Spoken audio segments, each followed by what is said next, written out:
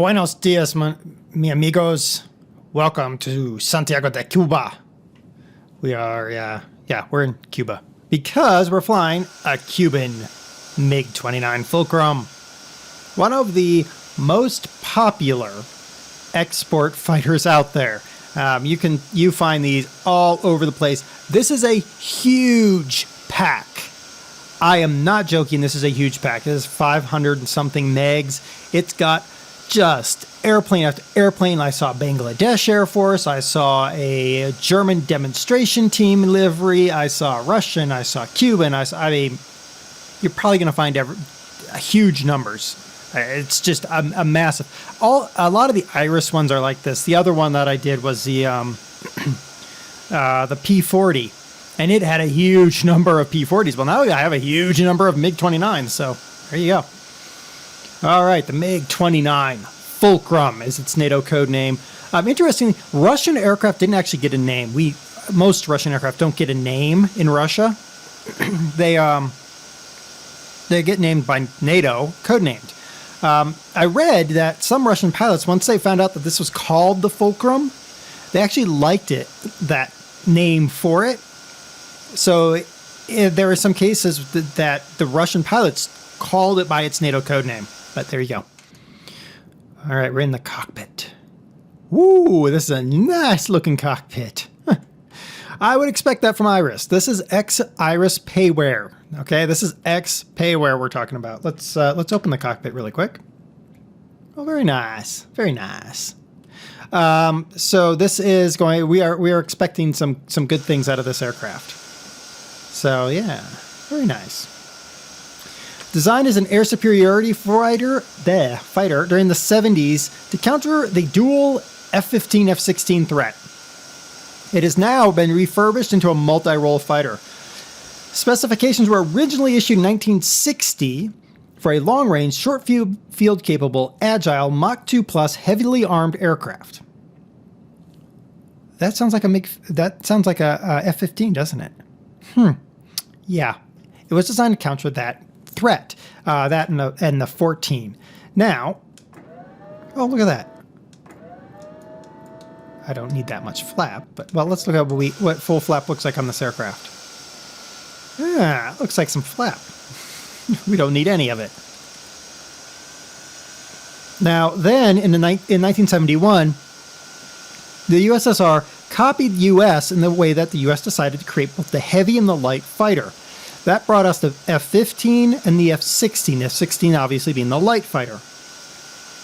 Mikoyan making the MiG, got the light fighter spec, and they brought out the beautiful MiG-29. Let's light up our two Kilimov RD-33 engines producing 18,300 pounds of thrust afterburning. Let's see if they actually light. Oh, I like the actuation there. I don't see them lighting, but of course it's also during the day, so. Oh, here we go. Let's do let's see if we can do a quick demonstration climb. There we go. There's a fighter jet. All right, let's get in the cockpit so we don't kill ourselves. There we go. Nice performance takeoff. Yeah, where's my airspeed? Because I freaking need to know where my airspeed is. Okay, there's my airspeed. I see my airspeed now. All right. We're just going to kind of lope along here at 250. That's going to hold 250? Give or take, yes. Okay. All right, here is our MiG-29. Nice looking aircraft. All right. Replaced the MiG-23 as a frontal aviation role.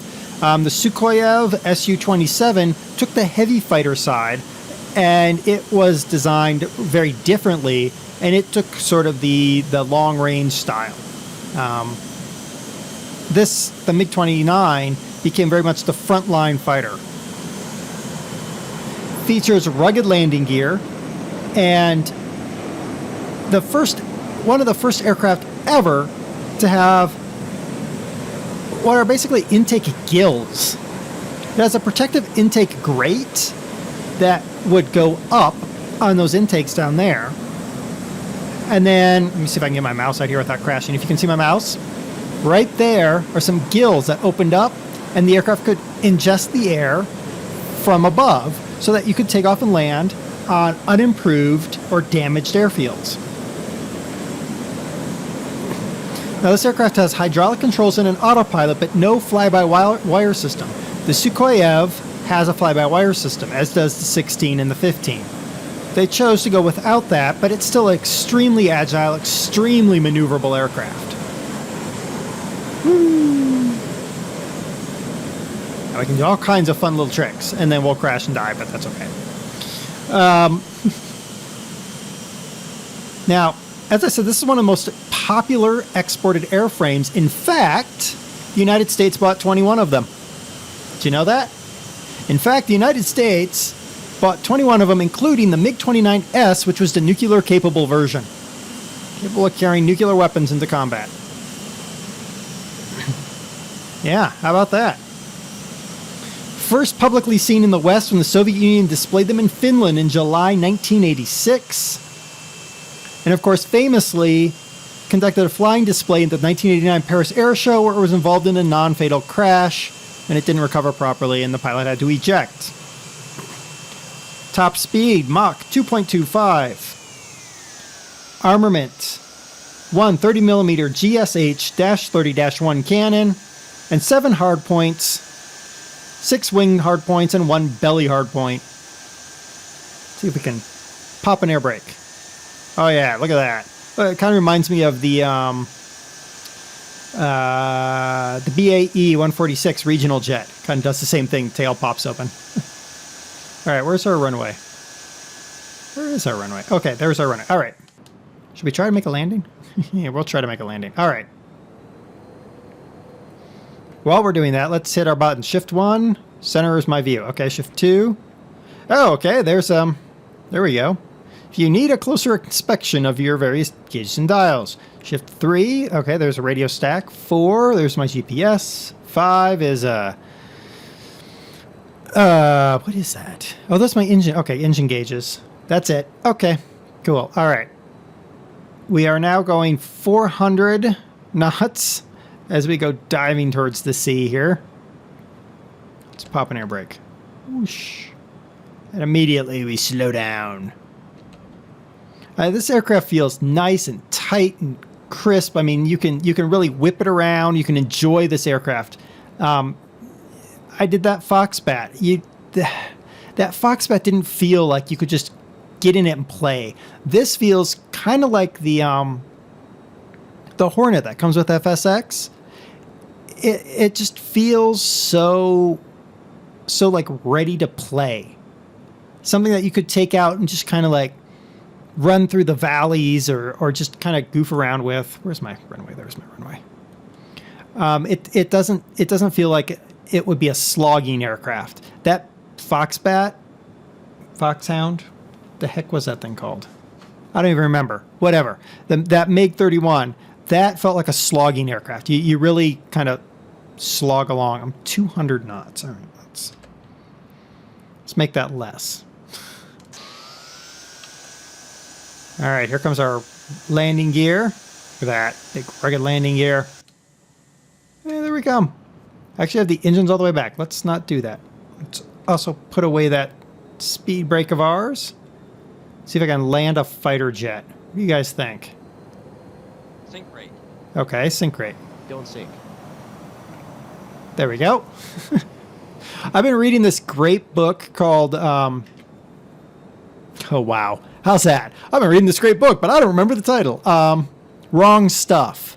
That's the name of the title. The Wrong Stuff. Great book. The guy talks about all the things where he screwed up as a Navy fighter pilot and a Navy test pilot.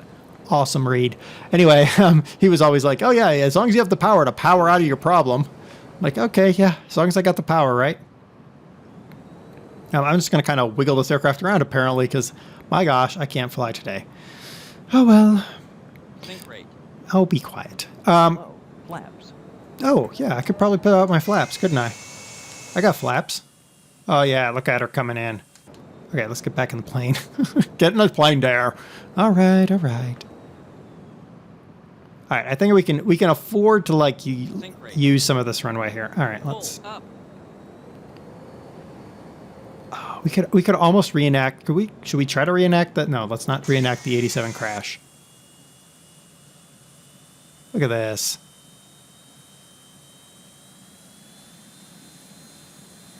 There we go. Brakes. Do I have reverse thrust? No, I wouldn't have reverse thrust. Not on a plane like this. Air brakes. I am going off the runway. Oh, wow. Looks like I'm drifting there. Oh, yeah. Yeah, Drift Master. Drift Master Flex. Woohoo! Okay, enough of that. There we go. Oh, wow. Sorry. Oh, look. They're closed. The front grates are closed, and we got our gills open, so we're intaking air through our gills, basically, is what it amounts to. I had a scale model of this. I absolutely loved building it. It was so much fun. And then I might have blown it up. But different problem altogether. Anyway, this is the Iris Sim former payware. You used to have to pay for this piece of equipment. It has been converted to Flight Simulator X. It looks really nice. It flies nice. I mean, holy moly, the cockpit looks nice. I mean, you're not going to get much better than this. I mean, yes, none of the switches, only some of the switches work, but there we go. Really? It's parking brake is just a flip? Wow. I mean, not every switch works, but you know what? It's free. And it's really nice. And it's a whole bunch of planes. And it's something you can play around with. You can just get up in the air and whip it around. If you can get a multiplayer game up and running, you could probably do some dogfighting with this and the FA-18. Just a neat little aircraft. Definitely recommend it for your hangar. Definitely worth checking out. Link is down below as always. Remember, it is a big download, so just be aware of that. We're talking half gig worth of airplane here. Definitely worth your time though. So yeah, until next time, it's been DerTebbers. I've been profiling the Mig-29 Fulcrum. I'm here in Santiago de Cuba. I think I'm going to go hang out on the beach. Till next time, happy flying, everybody.